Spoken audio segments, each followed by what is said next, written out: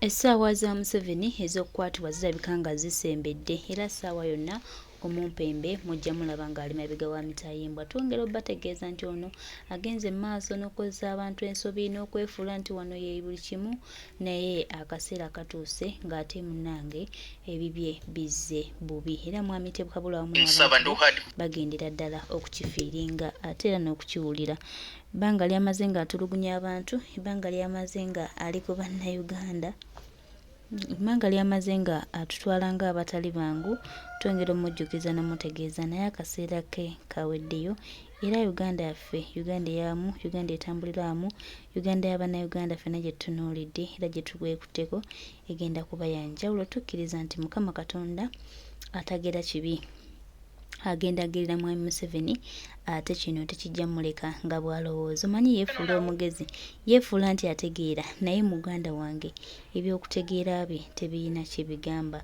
Ffe nga tunudde okulaba nga tutereeza eggwanga lyaffe era nga tunudde okulaba nga Uganda yaffe ebaako ekyenjawulo era ng'enyina. Twongera obbajjukiza n'obbategeeza nti Mukama Katonda atalya nguzi agenda kutubeererawo era eggwanga lyaffe lijja kuba lya njawulo era naffe tujja kufuna ekituufu kye tulina okufuna.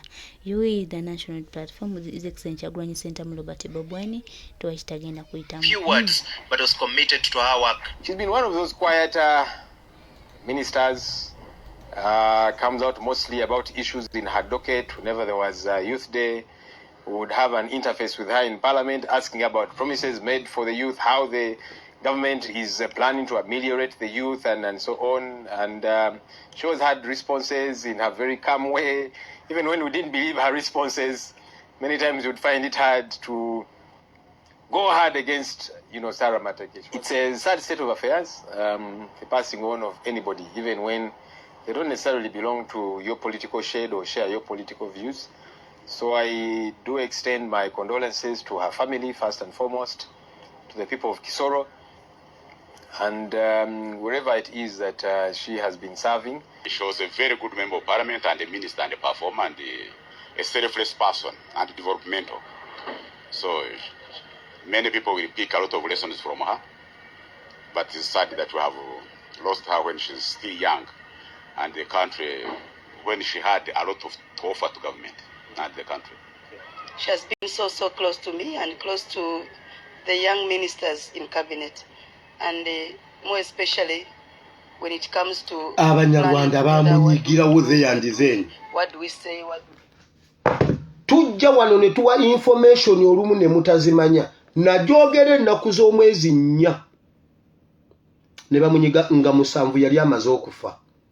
Heart attack. Kati okusinzira ku sources entuufu temutawaana kola postmortem report, temutawaana kunoonyereza. Olunaku lumu nali ne His Excellency Kyagulanyi Ssentamu mu Benzi.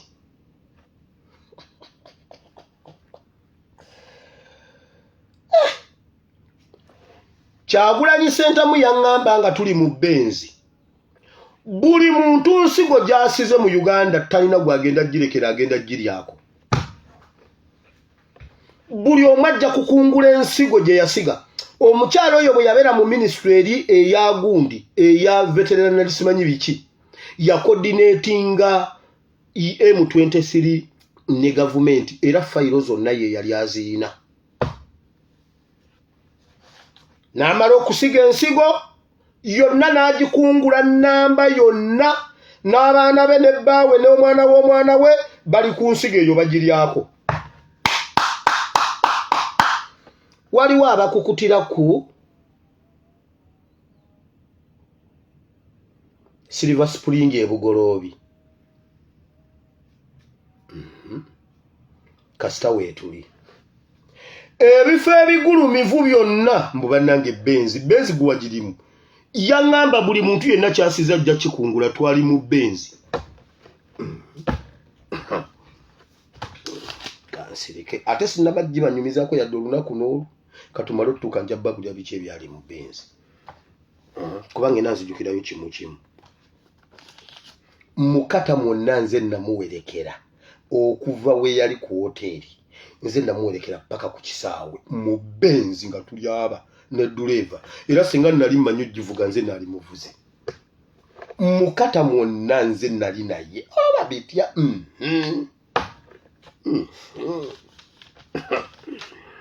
mweno musaaga so byebyo musige ensigo nga mulieyo mu gavumenti yammwe nga mwekwese nga mulowooza mbuno mwekwese naye ensigo zammwe ze mwasiga mujja zikungula weewawo mujja ziryako Sarah Mateke, do you feel the heat? Do you feel the maggots? Do you feel the sink? Do you feel the darkness? Do you feel the grave? Feel the grave. Walioka. Walioka. Walioka. Abana b'abannamwe mutabangudde konga abantu b'abannamwe bali mu kubundabunda mbugoli minister za heart attack za morning za Saturday za 7th za heart attack za Mengo za died za postmortem report za Mulago Walioka n'omwana wo kaawulire ku bulumi bw'okubeera mulekwa n'enfuuzi nammwe abali abakukuta ne Museveni nkugambye oyinza okujja n'okola vidiyo egi neeyuza ebintu byonna bye babadde balina ku mmeeza buli omu natandika okutya munne nakubuuza Museveni yayina olukalala lw'abaminisita abangi baliwa Museveni ali mu miguwa olina gwolaba amuyamba n'abamulika agundi abamuyamba bannabbanja ate abo bannabbanja be ba official sponsor ba struggle eno eya Armed Forces oyo nabbanja nja muba wako information nga mubatagulwako temujja chekkiriza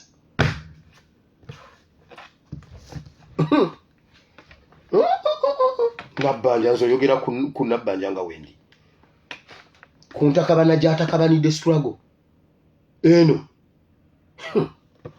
musaaga nja basuuza omuntu mbagambe tokikola tokubalindako nzijeyo obujulizi mujja nakutya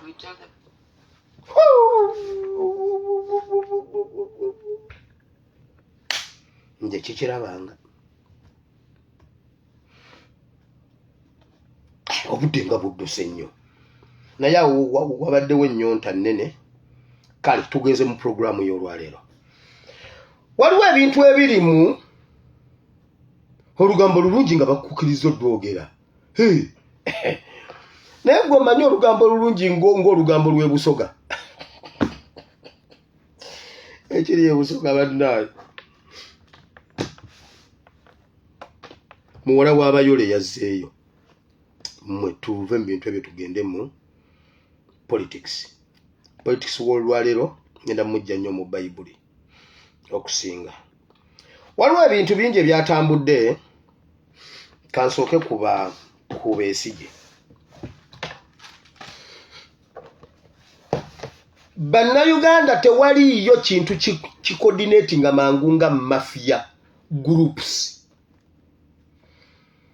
mafia group ye Uganda ekwataganya ddala bulungi nnyo ne bamafia abe Kenya omusango gwa Besigye lwaki twesibye ku Besigye n'empuuga tetwesibye ku bantu nga Besigye n'empuuga tukuba spirit mwe bazimbira ebintu ebyo tukuba ekifo kiri ekigulumivu kye bali mu kuzimba tukuba kyoto era tulowooza mbu tututte obudde bungi ku Besigye n'empuuga waliwo kye bazimba kiri nabbi kye yagamba nti genda olagulire ku kyoto tulagulira ku kyoto ekyo kigwe kiyiike n'evvu liyiike kigwe n'evvu liyiike wulira Martha Karua mu musango gwa Besigye talina kinyusi kyasobola kujjamu n'akiwaabirira e Kenya ne gutambulira e Kenya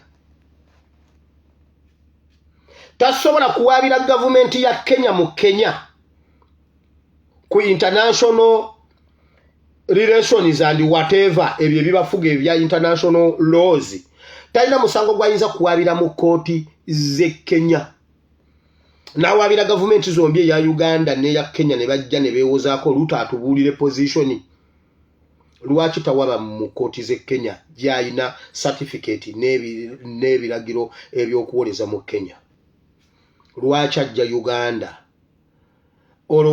olowooza yali takimanyi nti nno waliwaawo emiziziko okumuwa okuwoleza e Uganda. Ayina omusango gwonna ogutambula mu kooti z'e Kenya. Tewaliwo musango gwayinza kuwaabya e Kenya ne gutambula nga n'ogwe Uganda bwe gutambula nga n'ogwe Kenya nga bwe gutambula.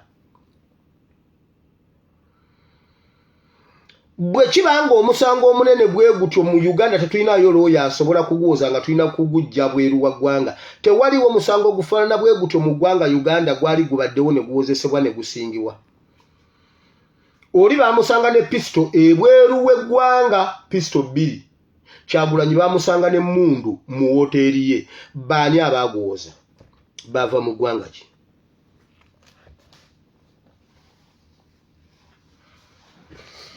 Ogwa Kyagulanyi Ssentamu gwaliko okukuba emmotoka y'omukulembeze w'eggwanga kuba nze kennyini naliwo ne ngamba Kyagulanyi tokuba musajja jjinja. Kyagulanyi n'akwata ejjinja n'akuba omusajja nga ndaba. Naliwo. Ne mundu zennyini ze bamukwata nazo nzimanyi. Naliwo nga bazikwata. Ne mu kuziyingizaamu nze namukwatirako ziyingiza munda mu gundi. Omusango ogwo guliwo. Abaaguwoza baavaawa.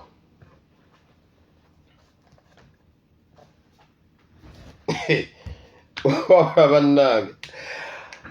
Museveni, ekyambo, ekinyaliga, Besigye ekinyaliga kiwateeka ku ddobo kiganya okukwata. Kifudde. Omusango gwa His Excellency Kyagulanyi gwe yalina mu Arua n'ogwa Besigye guli luddawa. Guno Kyagulanyi yaguddiza mu nsalo za Uganda. N'agattako okugoba emmotoka yadduka emisinde n'adduka n'agigoba n'ayita kwesooka nga Museveni taliimu n'ayita ku yokubiri eyokusatu n'agikuba ejjinja nga ndaba. Ng'alina emmundu naye bwe yatuuka ku mmotoka n'agikuba ejjinja ne mubuuza lwaki ogikubye ejjinja lwaki omukubye essasi. Naliwo naye omusango ogwo abaaguwoza baavaawa.